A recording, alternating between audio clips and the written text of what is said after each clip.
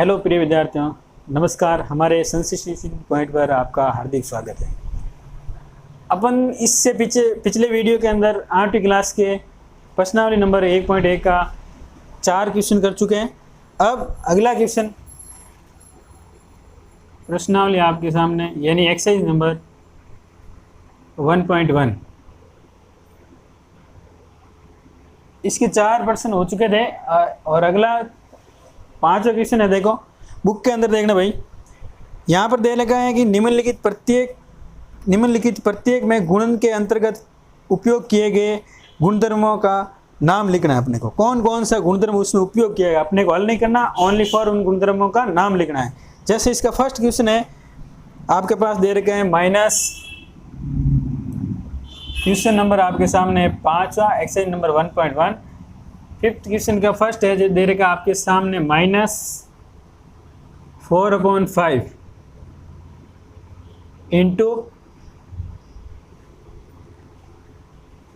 Into 1 और equal to में दे रखा है आपके सामने 1 इंटू ब्रैकेट -4/5।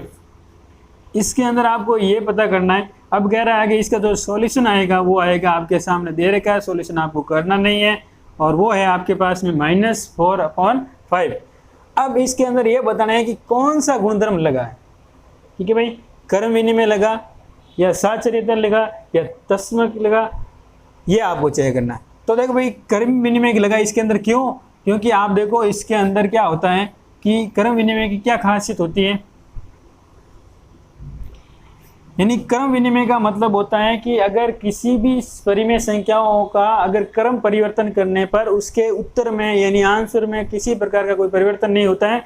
चाहे फॉर एग्जांपल के लिए अगर मैं अगर a इंटू बी करूँ या फिर b इंटू ए करूँ, यहाँ पे इंटू का चिन्ह है इसलिए अपन क्रम विनिमय का गुणन के अंदर देखते हैं। तो क्रम विनिमय के अंदर हमने देखा a और b का गुणा अगर b इंटू ए करे या फिर a इंटू बी करे तो उत्तर एक जैसे आना चाहिए। उदाहरण के लिए अगर मैं 3 इंटू 4 करूँ या फिर 4 इंटू 3 करूँ तो आपने देखा दोनों यानी लेफ्ट हैंड साइड बराबर राइट हैंड साइड दोनों पे बराबर उत्तर आना चाहिए, एक ही संख्या आनी सेम की सेम।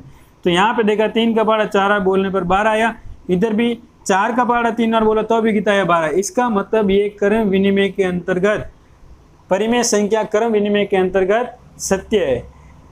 तो हमें इसमें देख रहे हैं भाई संख्या एक ही है, यानी इधर है माइनस। हमने क्रम विनिमय के अंदर ये होता है कि क्रम विनिमय संख्या 2 ली तो 2 संख्या ही होनी चाहिए, लेकिन उसका क्रम चेंज भले हो। अगर तीसरी नई संख्या नहीं आनी चाहिए, जैसे यहाँ a इंटू बी है तो इधर भी b इंटू ए होना चाहिए, ना कि c इंटू बी हो, ऐसा कुछ नहीं होना चाहिए। इधर भी देखा हमने -4/5 है इंटू 1 है बराबर माइनस, इधर दे रखा 1 इंटू ब्रैकेट -1/5। तो दोनों ही यहाँ पे भी देखो सेम संख्या है, ये a का काम करा ये b का, ये b का और ये a का। तो दोनों का जो मल्टीप्लाई करेंगे वो आएंगे -4/5। तो हम देख रहे हैं क्रम परिवर्तन करने पर इसमें उत्तर में कोई परिवर्तन नहीं हो रहा आंसर। तो इसका मतलब यहाँ पर कौन सा नियम लग रहा है, इसको देखने पर क्रम विनिमय नियम लग रहा है। तो यहाँ पे लिखना आपको यही लिखना है कि इसके अंदर कौन सा गुणधर्म लग रहा है या फिर कौन सा अंतर्गत इसके अंदर आपको यही देना कौन सा गुणधर्म काम आ रहा है। तो क्रम विनिमय, कौन सा गुणधर्म काम आ रहा है, क्रम विनिमय गुणधर्म। ठीक है, गुणधर्म आपके होते हैं। देखो भाई 1 नंबर पे आता है आपके सवर्त। थोड़ा सा डिटेल में देख लो, पिछली क्लास के अंदर आपने यानी आपने 7वीं क्लास के अंदर पढ़ रखा है। दूसरा आता है क्रम विनिमय,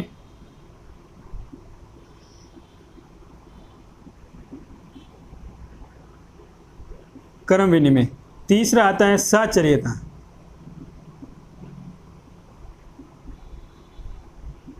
ये 3 नियम होता है। सवर्त के अंदर क्या होता है कि अगर आपने कोई परिमेय संख्या ली और उसको 2 परिमेय संख्याओं को जोड़ो घटाओ गुणा भाग करने पर यदि क्रम विनिमय वापिस परिमेय संख्या आती है तो वो सवर्त होती है। तो ध्यान रखना इसमें गुणन प्लस और गुणा के अंतर्गत परिमेय संख्या सवर्त होती है। भाग यानी भाग और माइनस सब्ट्रैक्शन और डिवाइड के अंदर ये क्रम विनिमय सवर्त नहीं होती है। कौन? परिमेय संख्या। यहाँ पे क्रम विनिमय के अंतर्गत प्लस और मल्टीप्लाई यानी एडिशन और मल्टीप्लाई के अंतर्गत तो ये क्रम विनिमय होते हैं। परिमेय संख्या और भाग डिवाइड और मल्टीप्लाई के डिवाइड और सबट्रैक्शन के अंतर्गत आपके क्रम विनिमय नहीं होती है। ऐसे ही साचर्यता के अंतर्गत क्या होता है, इसमें इन दोनों के अंदर दो दो संख्याएं होती हैं, यानी कि दो, इसमें भी सहावर्त भी एग्जाम्पल करते हैं तो दो संख्याएं होती हैं, और इसमें क्रम विनिमय के अंदर भी दो ही होती हैं। लेकिन साचर्यता के अंदर जब तीन संख्याओं का जब गुणा किया जाए, जैसे a into bracket b into C या फिर a into B bracket close और इंटू सी, तो ये होता है साचर्यता के अंतर्गत तीन संख्या होती हैं, जबकि क्रम विनिमय और सहावर्त के अंदर दो संख्या होती है। तो इसमें भी वही चीज़ है, प्लस और गुणन के अंतर्गत तो सब परिमेय संख्याओं के लिए प्लस और गुणा के तो साचर्यता नियम पालन करता है, जबकि डिवाइड और सबट्रैक्शन के अंतर्गत आपके क्रम विनिमयता नियम पालन नहीं करता है। अब ये तीन नियम ही होते हैं। इसके आधार पे अगला है इसी का सेकंड क्वेश्चन, इसको थोड़ा सा दिमाग में रखना है आपको। इसी का सेकंड है जिसमें दे रखा है -13/17 इंटू -13/17 इंटू ब्रैकेट दे रखा है -2/7 इक्वल टू में आपको दे रखा है -2/7 इंटू ब्रैकेट -13/17। ठीक है, अब इसके अंदर आपको ये गुणधर्म बताना है, कौन सा गुण, तीन गुणधर्म है, इन तीनों में से कौन सा यहाँ पे उपयोग होगा। तो आप देखा यहाँ पे क्रम विनिमय होगा, क्योंकि यहाँ देखो ए है और ये आपके बी का काम कर रहा है, यहाँ फिर वापस सेम की सेम संख्या बी है, जो बी यहाँ पे है वो यहाँ पे है, और इनटू में आपको दे रखा है ए। तो हमने देखा है कि दो संख्या है वो सेम हो रही है, लेकिन उसका क्रम में परिवर्तन हो रहा है। एक बार ए आगे गया, दूसरी बार में बी आगे गया, तो संख्या दो ही है लेकिन उसके क्रम में परिवर्तन हो रहा है। इसीलिए कौन सा नियम हो जाएगा, इसमें भी आपके वही होगा, कौन सा, क्रम विनिमय नियम। क्रम विनिमय गुणधर्म हो गया, नियम हो गया, एक ही बात है। ठीक है, इसी का थर्ड है। अब इसके अंदर आप देखो, इसका थर्ड है वो दे रखा है -19/29 इंटू यानी -19 बटा आपके सामने दे रखा है 29 इंटू 29/-19। अब इसको हल करने पर आपके पास उत्तर दे रखा है 1 आता है। अब बताओ इसका जो चौथा होता है वो होता है, बता दिया पहले, बता रखा है तस्मक यानी गुणात्मक प्रतिलोम और तस्मक, गुणात्मक तस्मक योजित तस्मक ये। तो यहाँ पे हमने देखा -19/29 इंटू 29/-19। तो इन दोनों का मल्टीप्लाई करने पर प्रोडक्ट यानी गुणनफल के अंदर क्या आ रहा है, 1 आ रहा है। इसका मतलब ये कौन सा नियम लगेगा भाई, यहाँ पर आपके सामने गुणात्मक प्रतिलोम, कौन सा है, गुणात्मक प्रतिलोम। गुणात्मक प्रतिलोम क्यों, क्योंकि गुणात्मक प्रतिलोम का मतलब ये होता है कि दो संख्याओं का मल्टीप्लाई करने पर प्रतिलोम संख्याओं का, तो यहाँ पे अगर आपके सामने a/b है, इसका गुणात्मक प्रतिलोम होगा ना, वो हो जाएगा आपके b/a। इन दोनों का जब भी मल्टीप्लाई करेंगे ना प्रोडक्ट के रूप में, यानी इसका मल्टीप्लाई क्या आएगा, हमेशा 1 आएगा। तो इसका गुणात्मक प्रतिलोम कितना आएगा, 1 आ रहा है। इसका मतलब इन दोनों का मल्टीप्लाई करने पर 1 आ रहा है, इसका मतलब ये इसका गुणात्मक प्रतिलोम हो गया। तो ये कौन सा नियम लग रहा है, गुणात्मक प्रतिलोम। अगला इसी का फोर्थ है, सॉरी फोर्थ है ही नहीं, इसके अंदर आपको 3 क्वेश्चन थे। तो ये देखो अगला है क्वेश्चन नंबर 6।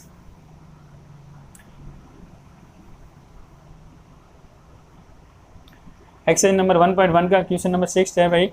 इसके अंदर देखो 6 के अंदर कह रहा है कि 6/13 को -7/16 के व्युत्क्रम से गुणा करा के क्या आपको गुणनफल प्राप्त होता है। यानी क्वेश्चन नंबर 6 है वो दे रखा आपके पास में कि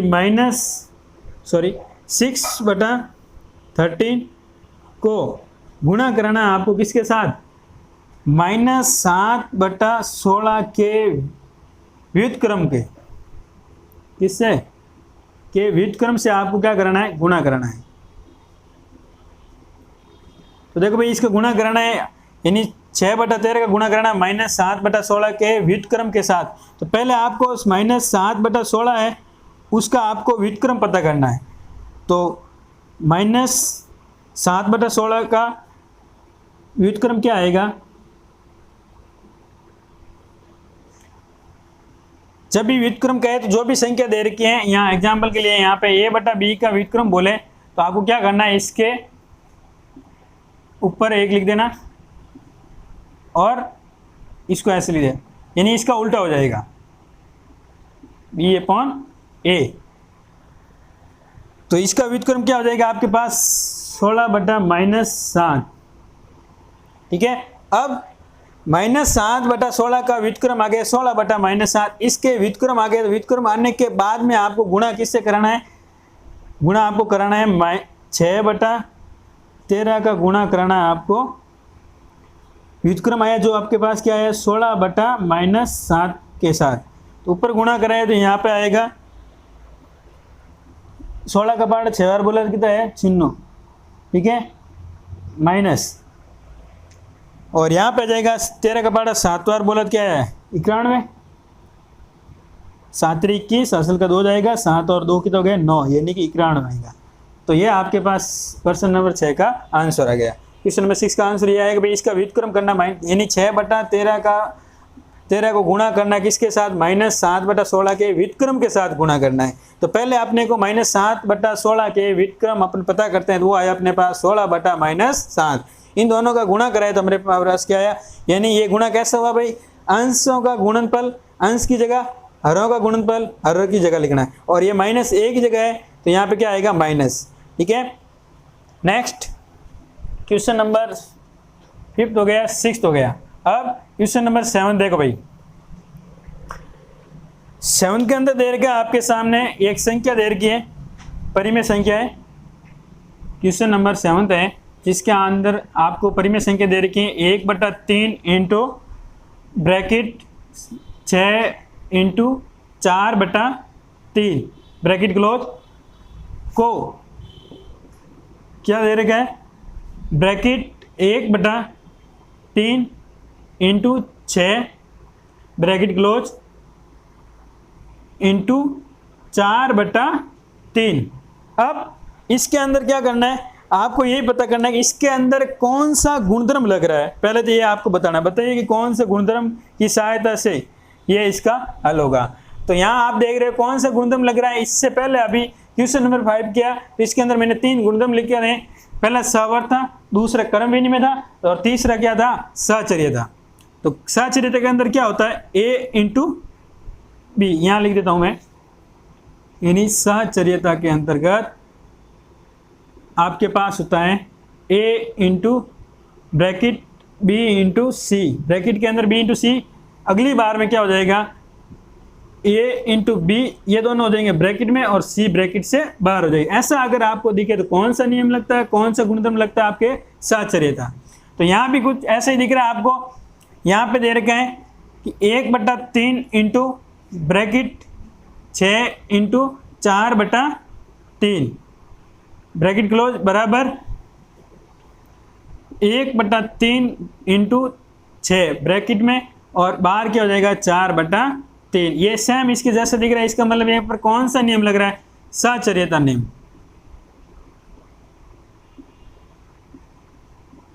सहचर्यता नियम यानी गुणधर्म, एक ही बात है, नियम बोलो गुणधर्म बोलो एक ही बात है। ठीक है, नेक्स्ट ये 5वां क्वेश्चन मिटा देते हैं क्योंकि आपने नोट कर लिया होगा।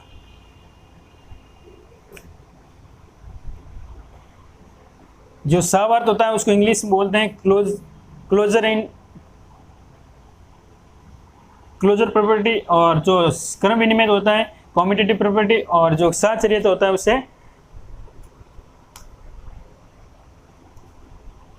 क्या बोलते उसको। अब इसी का क्वेश्चन नंबर 8 है, उसके अंदर देखो आप क्या है, यहाँ पे क्वेश्चन नंबर 8 के अंदर आपको दे रखा है -1, एक मिश्र बिंदु दे रखी है -1/1 सही 1/, 8 का आपको क्या बताना है, गुणात्मक प्रतिलोम बताना है। क्या बताना है, गुणात्मक प्रतिलोम। ठीक है, इसका गुणात्मक प्रतिलोम आपको दे रखा है, उसको चेक करना, सॉरी इसका गुणात्मक प्रतिलोम आपके सामने बुक के अंदर दे रखा है, तो आपको ये चेक करना कि -1 से 1/8 का गुणात्मक प्रतिलोम है, जो कह रहे हैं 8/9 होगा या नहीं होगा, ये आपने को चेक करके बताना होगा। तो क्यों होगा, नहीं होगा तो भी क्यों होगा, क्यों नहीं है वो आपको बताना है। तो यहाँ पे आपके सामने सबसे पहले आपके पास दे रखा -1 से 1/8 एक मिश्र भिन्न है, इसको अपन साधारण भिन्न में, यानी मिश्र भिन्न को अपन साधारण भिन्न में बदल के न्यूमरेटर अपॉन डिनोमिनेटर में चेंज करते हैं।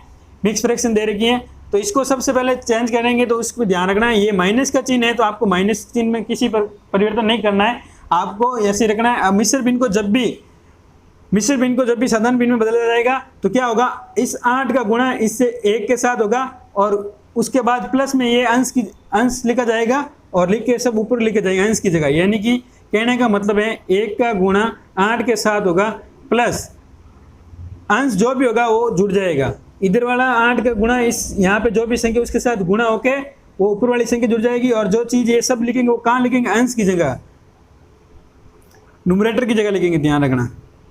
और यहाँ पर जो डिनोमिनेटर है वो उसको वापस ऐसे रिपीटेशन नहीं करना। अब ये माइनस का माइनस रहने देना, इधर 8 एकम 8 क्या, 8 और 1 कितना हो गया 9, तो यानी 9/8, यानी जब अपन मिश्र भिन्न को हल किया, मिश्र भिन्न क्या अपने पास -1 से 1/8, इसको हल किया तो अपने पास आया -9/8। ठीक है, अब अपने को पता है कि आपसे पूछा क्या है, गुणात्मक प्रतिलोम। गुणात्मक प्रतिलोम में चिन्ह में परिवर्तन नहीं होता है, ध्यान रखना। तो यहाँ पे अगर -9/8 का गुणात्मक प्रतिलोम होगा, -9/8 का जो गुणात्मक प्रतिलोम होगा वो हमेशा आपके होगा गुणात्मक प्रतिलोम होता है हमेशा 8/9 और माइनस का। यहाँ पे क्या होता है कि जो अंश हर की जगह चला जाता है, हर अंश की जगह चला जाता है, ये इसका गुणात्मक प्रतिलोम होता है। और अगर माइनस का है तो माइनस आएगा, प्लस है तो प्लस आएगा। गुणात्मक प्रतिलोम का मतलब होता है कि दो संख्याओं का अगर गुणा करते हैं तो गुणा करने पर गुणनफल अपने पास 1 आना चाहिए, जबकि बुक के अंदर अपने दे रखा है वो -1 से 1/8 दे रखा है, इसका गुणात्मक प्रतिलोम बुक के अनुसार दे रखा है 8/9। तो आपने को चेक करना ये सही है या फिर गलत। अपन देखते हैं इसका मिश्र भिन्न को जब चेंज किया तो क्या है अपने पास -9/8। ठीक है, -9/8। तो इसको अगर जो बुक के अंदर दे रखा गुणात्मक प्रतिलोम उससे गुणा करने पर यदि उत्तर 1 आएगा तो ये 8/9 उसका गुणात्मक प्रतिलोम होगा, नहीं तो नहीं होगा, ध्यान रखना। तो अपन देख रहे हैं इनका गुणा किया तो 9 एकम 9 हो गया, इधर 9 एकम 9, 8 एकम 8 और 8 एकम 8, इधर कितना आया -7 में, ध्यान रखना यहाँ 1 आ गया। तो हमने देखा कि गुणात्मक प्रतिलोम की क्या प्रतिबंध होते हैं। गुणात्मक प्रतिलोम की ये कंडीशन होती है कि दो संख्याओं को गुणा कराने पर यदि गुणनफल 1 आता है, ना कि -1, अगर 1 आता है तो आपके उस संख्या का वो गुणात्मक प्रतिलोम होगा, नहीं तो नहीं होगा। तो ये तो आपको समझाने के लिए मैंने ये लिखा। बाकी अपने बुक में अंदर दे रखा था कि इसका गुणात्मक प्रतिलोम किसका, -1 से 1/8 का जो गुणात्मक प्रतिलोम है वो क्या है, दे रखा था गुणात्मक प्रतिलोम बराबर 8/9। तो हमने देखा उत्तर 1 नहीं आकर -1 आया। इसका मतलब हम लिख देंगे चूंकि जो 8/9 है, जो 8/9 है, जो मिश्र भिन्न -1 से 1/8 का क्या नहीं है, गुणात्मक प्रतिलोम नहीं है। उसका कारण आपको पता चल गया होगा, क्योंकि गुणनफल में 1 आना चाहिए और वो 1 आ नहीं रहा, इसीलिए इसका गुणात्मक प्रतिलोम नहीं होगा भाई, गुणात्मक प्रतिलोम नहीं है। आपसे क्वेश्चन के अंदर ये पूछा है कि एक मिश्र भिन्न दे रखी है, जिसमें वापस देख लें एक बार, मिश्र भिन्न दे रखी है आपके सामने -1 से 1/8 का गुणात्मक प्रतिलोम 8/9 है या नहीं, ये चेक करना। तो सबसे पहले जब भी मिश्र भिन्न दे रखी है उसको हल करना है और उसको एक साधारण भिन्न में परिवर्तन करना है। तो हमने देखा इसको साधारण भिन्न में परिवर्तन किया तो -9/8 आया। अब माइनस जो मिश्र भिन्न का जो पर्सन के अंदर दे रखा था 1 से 1/8 का गुणात्मक प्रतिलोम 8/9 था, उसके साथ गुणा कराया तो अपने पास गुणनफल कितना आएगा -1, जबकि गुणनफल कितना आना चाहिए 1 आना चाहिए प्लस का, वो नहीं आ रहा है, इसीलिए क्या आ जाएगा 8/9 है जो -1 से ही 1/8 का गुणात्मक प्रतिलोम नहीं है। आपसे यही पूछा अगर है तो क्यों है, अगर नहीं है तो क्यों नहीं है, तो हमने कारण बता दिया क्यों नहीं है, क्योंकि उत्तर किस में आ रहा है माइनस में, इसीलिए गुणात्मक प्रतिलोम नहीं है। नेक्स्ट क्वेश्चन दे रखा है सेम इसके जैसे है, थोड़ा सा संख्या में चेंज है। क्वेश्चन नंबर 7 हटा देते हैं यहां से।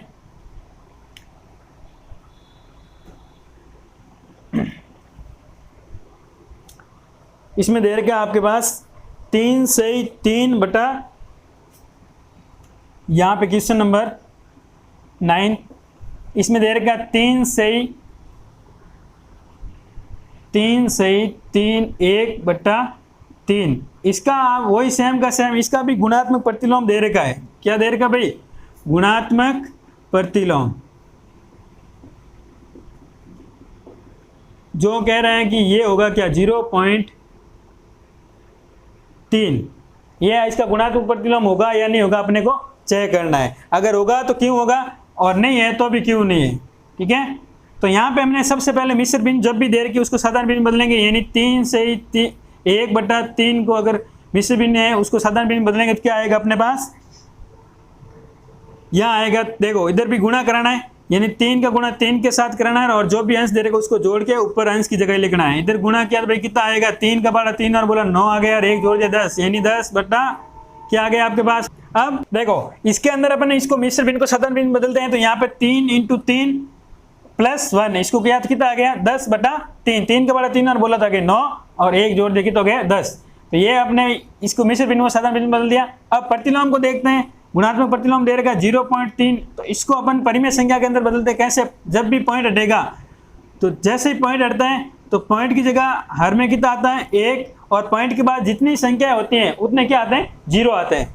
पॉइंट के बाद एक ही डिजिट है, एक ही संख्या, तो क्या आएगा 1 ही 0 है, कुल मिला के क्या आ जाएगा, अब आगे 0 लिखने से कोई मतलब ही नहीं, तो आगे वाले 0 को हटा देते हैं और कितना बन गया 3/10। तो कहने का मतलब 0 पॉइंट जो आपके पास में ये जो लाइन बता रही है क्या बता रही है, ये पॉइंट हट रहा है, और जैसे ही पॉइंट हटेगा तो यानी यहाँ से ऊपर से अंश की जगह से पॉइंट हटेगा तो नीचे हर की जगह क्या आएगा 1, और पॉइंट के बाद जितने डिजिट होते हैं उतने 0 आते रहते हैं। ठीक है, तो यानी कुल मिला के 0.3 का जो परिमेय संख्या बनी वो 3/10। अब ये चेक करते हैं कि 10/3 का गुणात्मक प्रतिलोम है 3/10 है या नहीं है। अगर गुणनफल में अपने पास 1 आएगा तो वो उसका क्या हो जाएगा, अगर यदि गुणनफल में 1 आएगा तो अपन कह देंगे ये 3/10 है, जो 10/3 का गुणात्मक प्रतिलोम है, यानी 10/3 को गुणा कराते हैं, चूंकि 10/3 × 3/10 इन दोनों गुणनफल देगा, 10 का भाग दिया एक बार, इधर भी गया एक बार, इधर दिया 3 × 3 3 × 3, कुल मिला के उत्तर कितना है 1, ना कि माइनस का, ये प्लस का है। इसका मतलब हम लिखे यहाँ पे लिख सकते हैं कि 3 से यानी 10/3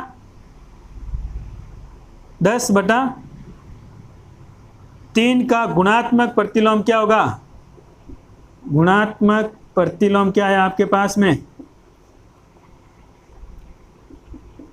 प्रतिलोम 3/10 है। क्योंकि यहाँ पे आपसे पूछा, क्योंकि उत्तर भी देना है, तो क्योंकि गुणनफल कितना आ रहा है, गुणा करने पर गुणनफल आपके पास आ रहा है बराबर 1। ठीक है, इसका मतलब क्या हुआ, जैसे गुणनफल 1 आएगा तो यहाँ पे इन दोनों को जो संख्या और उसके प्रतिलोम को गुणन करने पर यदि गुणनफल 1 आता है तो वो उस संख्या का गुणात्मक प्रतिलोम होगा। यहाँ भी क्योंकि लिख सकते हैं, यहाँ पे लिख देंगे क्यों नहीं होगा, क्योंकि इनका गुणनफल कितना आ रहा है, संख्या और गुणात्मक प्रतिलोम का गुणनफल आ रहा है आपके पास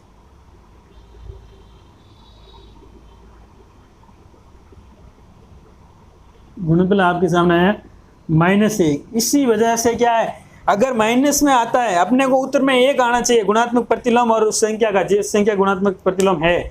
तो हमने एक्सरसाइज नंबर 1.1 के अंदर क्वेश्चन नंबर 5, 6, 7, 8 और 9 कंप्लीट कर दिया, और इससे आगे जो हमारे नेक्स्ट वीडियो के अंदर आएंगे, हमारे सेंसिटिव पॉइंट को ज़्यादा से शेयर और लाइक कीजिए। धन्यवाद।